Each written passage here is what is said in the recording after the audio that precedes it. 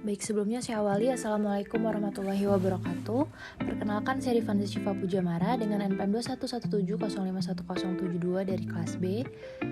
Video ini adalah video tugas 1 yang akan membahas teori komputasi, bahasa, dan juga otomata.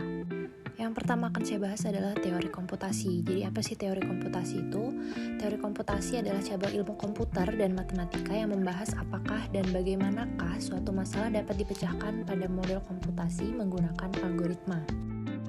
Jadi teori komputasi ini bisa dianggap sebagai model penciptaan dari seluruh cabang dalam bidang ilmu komputer. Maka dari itu, logika dan matematika juga digunakan dalam teori komputasi. Selanjutnya, teori komputasi ini dibagi menjadi 3 ranting. Yang pertama ada teori otomata atau otomata teori. Teori otomata ini adalah teori yang mengenai mesin-mesin abstrak yang berkaitan erat dengan teori bahasa formal. Kemudian yang kedua ada teori komputabilitas atau computability theory. Jadi teori ini bertujuan untuk memeriksa apakah persoalan komputasi dapat dipecahkan pada suatu model komputasi teoritis. Dapat dipecahkan, kemudian memecahkan persoalan yang diselesaikan dengan pendekatan yang berbeda-beda. Selanjutnya yang ketiga, ini ada teori kompleksitas atau complexity theory, atau juga sering disebut dengan strategi kompleksitas atau organisasi adaptif kompleks. Jadi teori ini merupakan teori yang membahas sistem kompleksitas di bidang manajemen strategis dan juga di bidang studi organisasi. Baik, lanjut ke pembahasan yang kedua. Di sini ada teori bahasa. Jadi teori bahasa ini membicarakan bahasa formal atau formal language, terutama untuk kepentingan perancangan kompilator atau compiler dan pemroses naskah atau text processor. Sebelumnya kita harus mengetahui terlebih dahulu apa itu bahasa formal. Jadi bahasa formal adalah kumpulan kalimat atau semua kalimat di dalam sebuah bahasa yang dibangkitkan oleh sebuah tata bahasa atau grammar yang sama. Jadi sebuah bahasa formal ini bisa dibangkitkan oleh 2 atau lebih tata bahasa berbeda.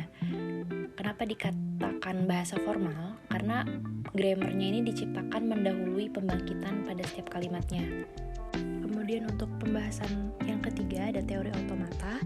Teori otomata ini adalah teori yang mempelajari model mesin komputer menggunakan model matematika.